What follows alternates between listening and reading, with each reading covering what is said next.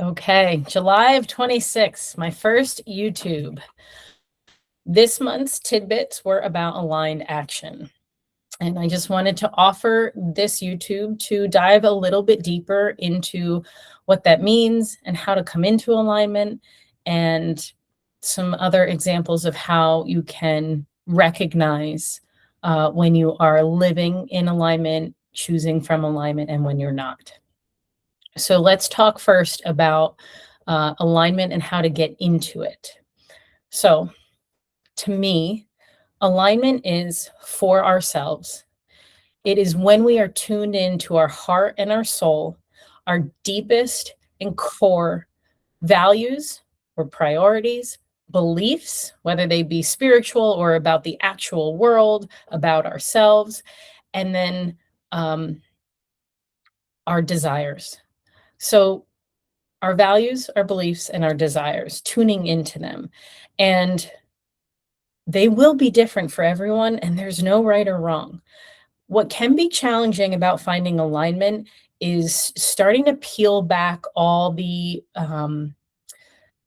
noise of what you've been told your values or priorities, your beliefs, and your desires should be.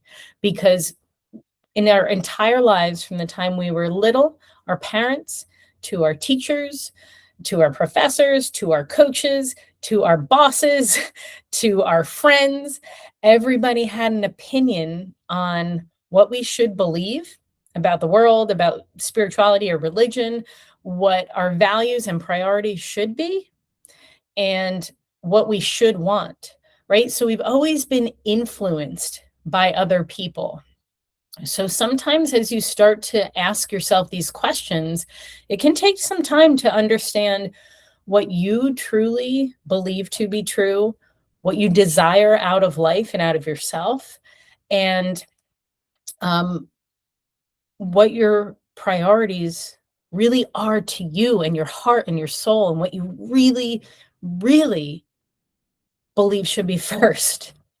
So, with that said, have fun with this, right? If you notice something that doesn't resonate with you, where you think you're like, what do I want out of life? I think I want to be, I think I want to be a runner. Why? Well, my mom was a runner. My best friend was a runner. Everybody who runs seems to be in good shape, and I should probably do that. Well, do you want to be a runner or do you want to be in good shape? Well, I guess I actually just want to be in good shape because I'd like to be healthy. Okay, you don't have to run to do that, right? So it's like exploring and asking more questions. And that's what I love to do. And I help people find for themselves. So it can take some time, but no matter what, finding alignment truly comes only from you. It's not what anyone else thinks or believes. And sometimes that can be hard for us to find because we've always just done what we think is right because of what has been surrounding us and telling us what's right. Or sometimes it's like a fear, for me, I know I had a big fear of judgment or fear of letting people down. And let's be honest, it wasn't until I was in my 40s where I was like, but I'm the only one who gets to live this life. Why am I going to make my choices based on what everyone else thinks is right? That makes no sense. I'm never going to get the things that I want and to get to live the life that I dream and I desire. So, in a nutshell, getting into alignment can take some time, but it is quite simple. You have to ask your heart and your soul and sit with yourself and ask, what do I believe? What do I want? And what are my values? And then once you know that and you feel that in your soul, you can feel like this sense of calm and presence and just complete peace.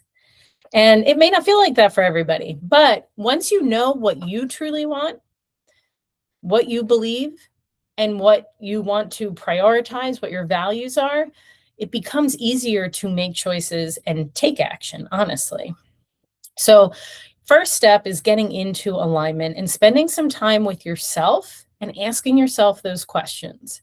And to be honest, those answers to those questions can change as you grow as well. Something that was a value and priority to me when I was in my 20s is not a priority and a value to me when I'm in my 40s, right?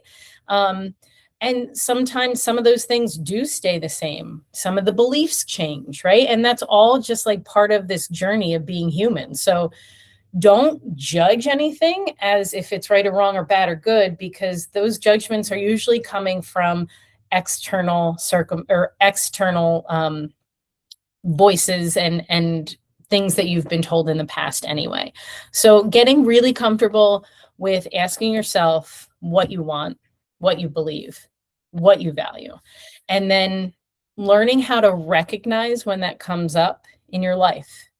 So let's use the example of that runner again, right? Or the person who says they want to be a runner and then they discover, actually, I just want to be healthy. I don't really like running. All right, there are so many different ways to do that. And, the small steps they can take is taking a workout class. They can go for a walk. They can lift weights. There are so many different ways to take action on that, right? And there's those obvious ones that I just mentioned, but then there's smaller ones. How can I be healthier? I can choose to drink water instead of soda. I can choose not to eat chips with lunch, but bring fruit. All these little choices. I can choose to try and get to bed at a more consistent time. All of these things add up to, essentially, if you're a person who's desiring to be healthy, to get you to that point. And it doesn't happen overnight. That comes from consistently choosing it over and over again every time something shows up that gives you the opportunity to choose health. And in the same sense, we can choose it when it's not an action.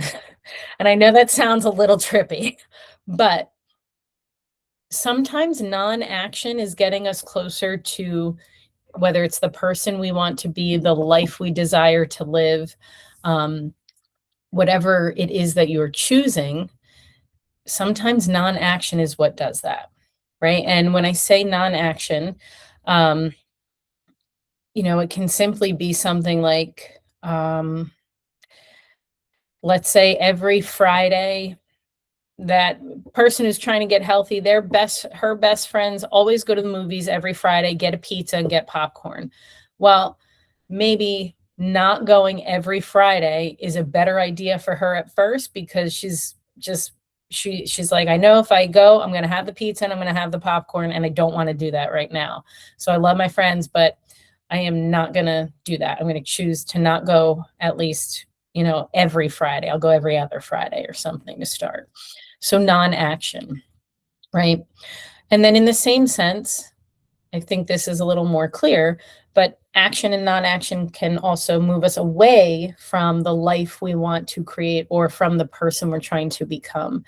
So if I'm trying to become healthier and I choose to go to that thing every Friday and have the pizza and the popcorn, I go knowing that I'm not going to be able to say no, but I still choose it anyway. And I can feel that in me. I get kind of tight about it. And then I feel all this guilt after eating it. And then I kind of am like, get anxious before it comes up the next Friday, because I know it's going to happen again. And so I feel crappy before, and I can feel this tension in my gut and in my heart, but I do it anyway, and I do it again, and then I feel guilty, and then I go on this cycle, right? So that's an action that doesn't serve us, and we're choosing from non-alignment, like our body's telling us before we even have gone. And then a non-action would be, this is harder to think about, a non-action that doesn't serve us would essentially be somebody coming, let's say that same person, their friend's going to come over their house, and their friend always brings a brownie tray every time she comes over, right? So, and I know that I'm the one trying to get healthy. I'm making a lot of good choices, but I know that my friend brings a brownie tray because she likes making brownies. If I choose not to ask her not to bring the brownies, I'm essentially not taking action that's hurting me because I know she's going to bring it and then I'm going to feel bad and want to have one. Right. And that's again allowing now somebody else's desires impact your own. Excuse me. Right. So if my friend always brings the brownies, I'm like, oh, she always does that. She likes making brownies. Well, okay, so she likes making brownies. That makes her happy, but maybe she could donate them to a local food shelter or bring them to a school or something like that. She doesn't have to bring them for you, right? And you don't have to be mean about it and say, like, don't bring your brownies.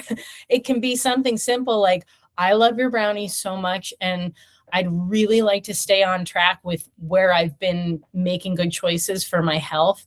Can you please not bring them when you come over next time? They're just so good and I can't say no. And I'll feel a lot better if you don't bring them, right? Like you don't have to be mean about it. It's just, please don't do the thing. So if we don't take action and speak up for ourselves, then essentially that non-action can harm us too. And that's really it. It's very, I don't want to say easy. It's not easy, but it is simple. It's understanding your alignment and recognizing how it feels in your body. And then it's choosing to act from it. And sometimes choosing not to act from it. And then recognizing when we make choices that are out of alignment, how does that feel in our body when we do make that choice? Did we get that like gut feeling ahead of time that kind of told us? And then if we made the choice that's not in alignment, how did it feel after and how did it serve us going forward?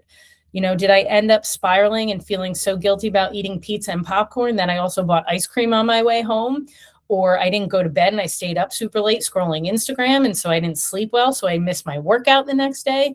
It's all interrelated. So, you know, one choice does not need to be the make or break. We can tend to do 0 to 100 as well.